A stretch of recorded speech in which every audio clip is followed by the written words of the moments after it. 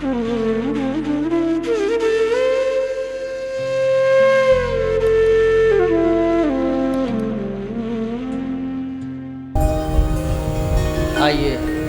सर्वप्रथम मनवाणी को पवित्र करने के लिए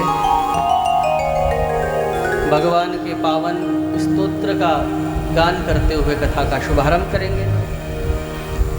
और पंडित जी के द्वारा कुछ पुस्तक दे दीजिए, जिससे कि आप भी सभी स्तोत्र का भी आनंद लेकर साथ साथ चलते रहें।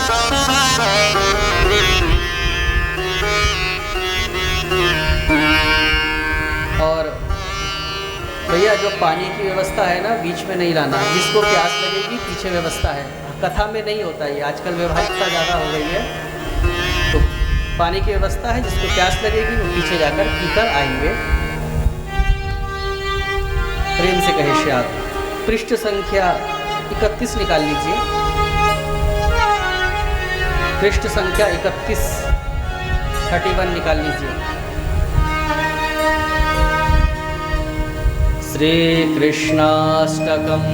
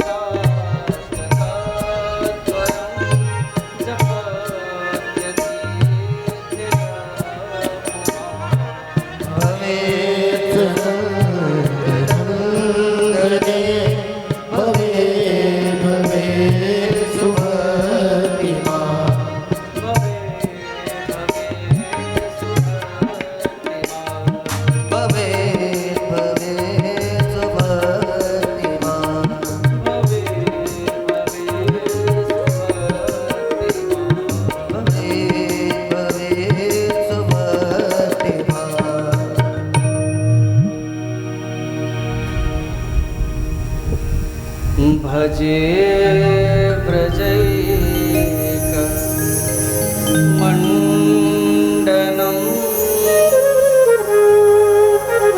समस्त पापखंडनं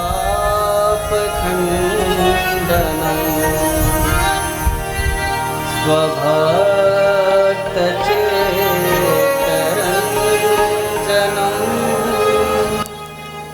सदैव नन्दनन्दनं।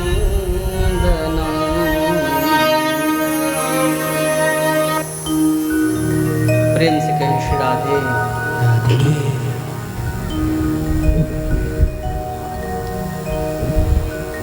परम मंगलमय परात्पर सच्चिदानंद स्वरूप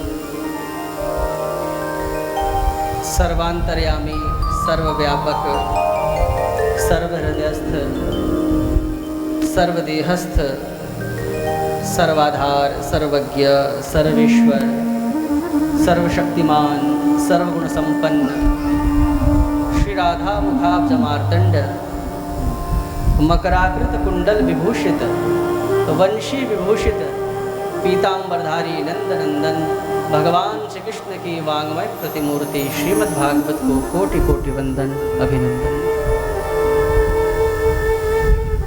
परम दयालु वरसराज रसराज श्री वृंदावन वाके बिहारी श्री राधा वल्लभ लाल के विशेषानुग्रह से उस परम दयालु की परमानुकंपा से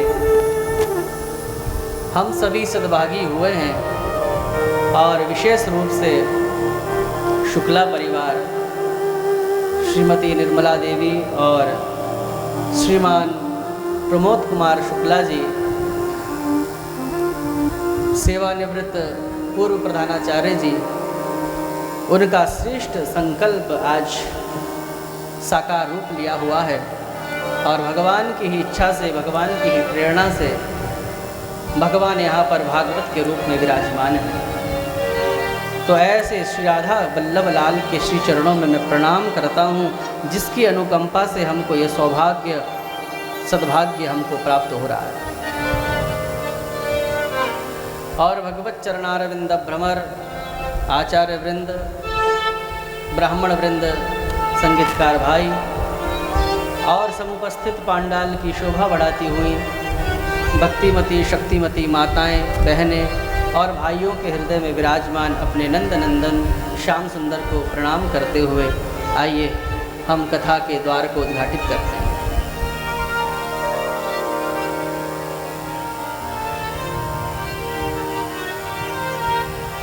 यदि कोई एक भी परिवार में अच्छा संकल्प कर ले, जैसे कि परिवार में कोई एक भी सदोगुणी निकल जाए, सद्विचार वाला निकल जाए, तो अगर अन्य थोड़ा बहुत इधर उधर भी होना तो वो भी व्यवस्थित हो जाते हैं।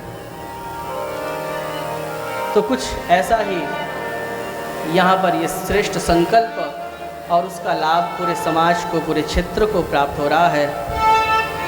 अपने माता पिता का चिंतन स्मरण करते हुए भगवान उनको जहाँ भी हों भगवान उनको सद्गति प्रदान करें, अपने श्री चरणों में निवास दें, ऐसी कामना के साथ केवल माता पिता ही नहीं, अभी तो अपने पूर्व जन्मों के समस्त पीढ़ियों का उद्धार करने की जिसके मन में इच्छा के कारण ये श्रेष्ठ संकल्प जागा है, तो उनके साथ साथ हमको भी लाभ प्राप्त हो रहा है। कहते हैं ना कि भागवत तो 21 पीढ़ियों को तारने वाला ग्रंथ है। और मैं एक बात और बताऊं, वायु पुराण में लिखा है, क्योंकि हर कोई भागवत यदि चाहता भी है तो भी करा नहीं पाता, क्योंकि कई व्यवस्थाएं होती हैं। तो भागवत वायु पुराण में लिखा है कि जो श्रोतागण है ना, ये श्रोतागण जब घर से चले तो अपने दक्षिण की ओर अपने माता पिता यदि जीवित नहीं है तो, और यदि माता पिता जीवित हैं तो अपने पूर्वजों का स्मरण करके घर से चलें कि आइए हम कथा सुनने जा रहे हैं, आप भी हमारे साथ चलिए।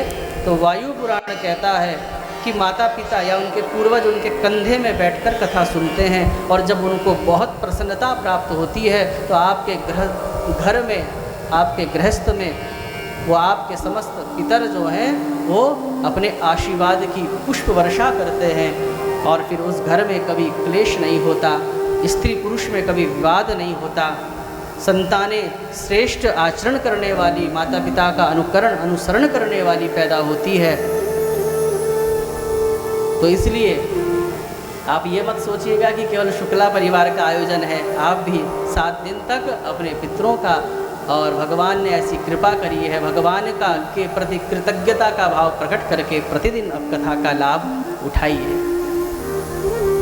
क्योंकि ये कथा कैसे प्राप्त होती है कौन बताएगा? तो पद्म पुराण से जब पूछा कि ये कथा कब प्राप्त होती है, तो पद्म पुराण क्या कहता है कि भाग्योदयेन बहुजन्म समर्जितेन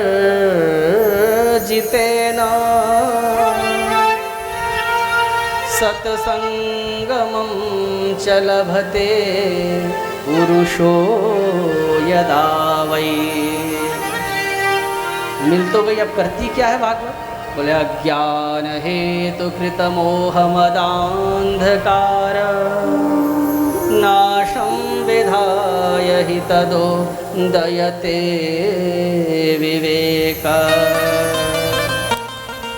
बोले जब एक जन्म नहीं अपितु जन्म जन्मांतर के, युग युगांतर के, कल्प कल्पांतर के, तात्पर्य जब से सृष्टि हुई है न जाने कितने बार हमने जन्म ले लिया। और ज़रूरी तो नहीं कि हमने हर बार जन्म लेकर पुण्य ही किया होगा, पाप भी किया होगा। तो जो अनेक जन्मों के थोड़े थोड़े थोड़े जो पुण्य इकट्ठे हुए हैं ना, भाग्योदयेन बहुजन्म समर्जितेन, तो वो जो आपके पुण्यों का जो पुंज है वो मानना चाहिए कि आज उदित हुआ और उस पुण्यों के पुंज ने आपको भगवान की कथा के सन्मुख लाकर खड़ा कर दिया।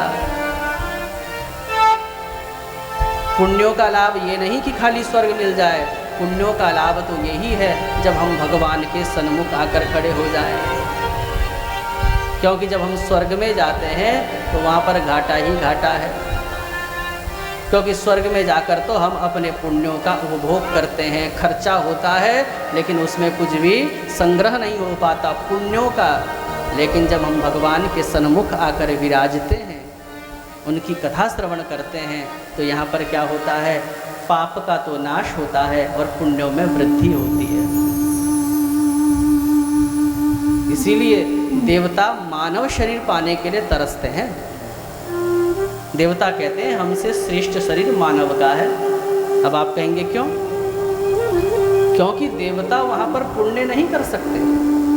देवता वहाँ पर अप्सराओं का नृत्य तो देख सकते हैं, जो चीज़ की इच्छा हो वो तुरंत प्रकट हो जाए, सारा वैभव ऐश्वर्य उसका आनंद तो ले सकते हैं, क्योंकि जो पहले का पुण्य है उनको मिल रहा है, लेकिन उसमें और प्लस नहीं कर सकते।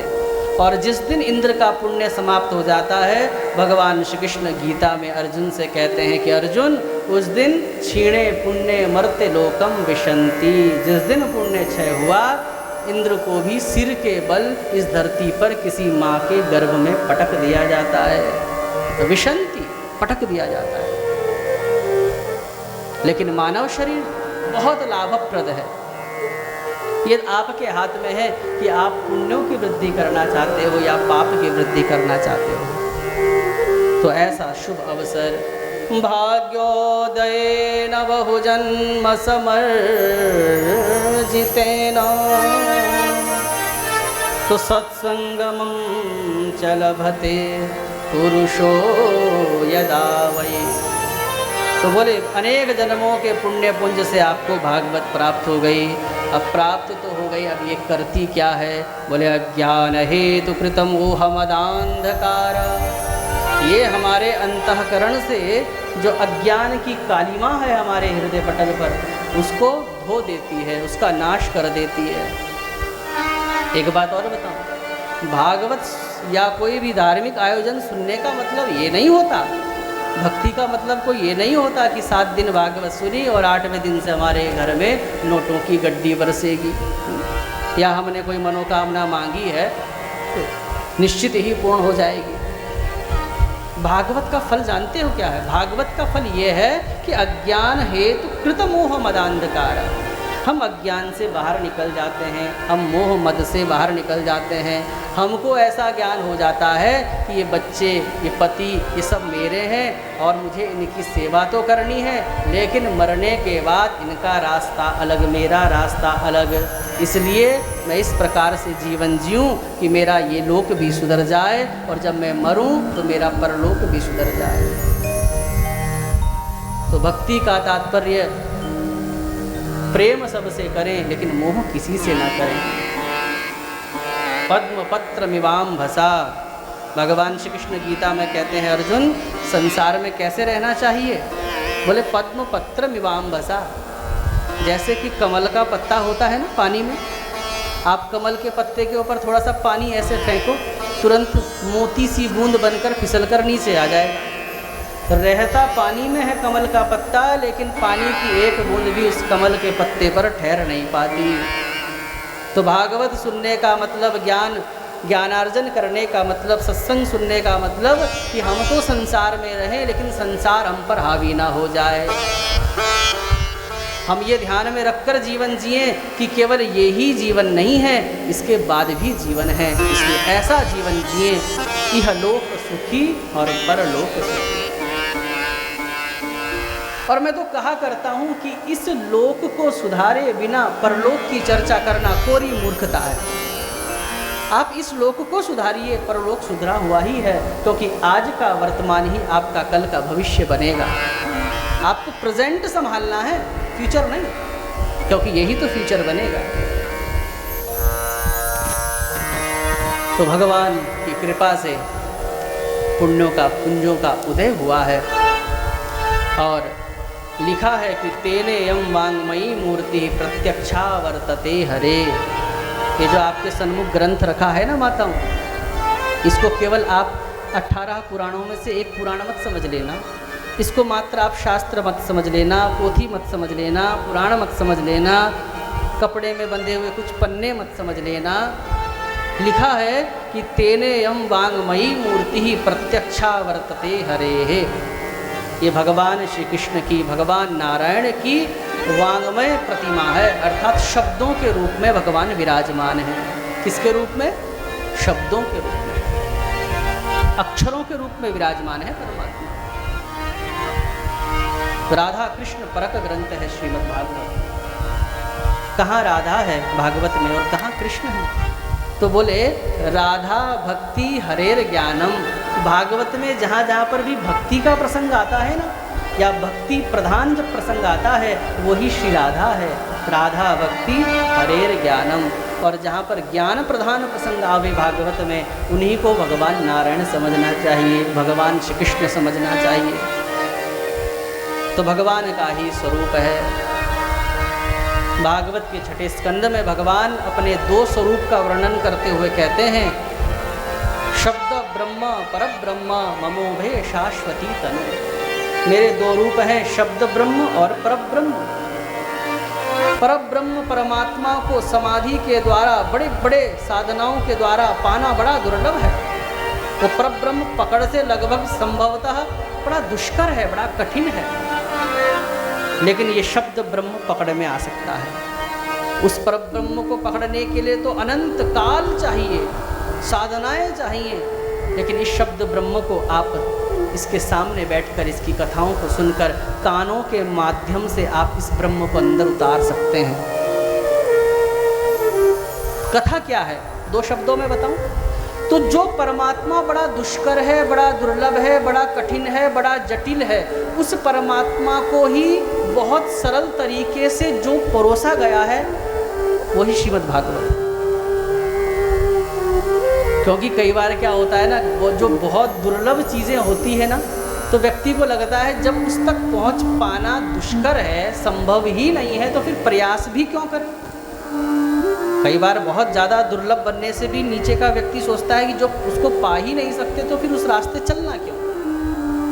तो भगवान ने सोचा कि फिर तो मैं सबकी पकड़ से बाहर ही चला जाऊंगा, बना रहूँगा भगवान, लोग अपना काम करेंगे और मैं यहाँ पर मक्खी मारूंगा, सारी व्यवस्था चौपट हो जाएगी। तो वो ही कठिन परमात्मा कथा के रूप में सरल बनकर यहाँ पर परोसा गया है। अब ये परमात्मा बट रहा है आपके कानों के माध्यम से।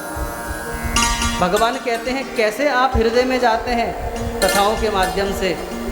तो भगवान श्री कृष्ण भागवत में कह रहे हैं कि प्रविष्टः कर्णरंध्रेण, कान के रास्ते से अंदर जाता हूँ मैं कथा के माध्यम से।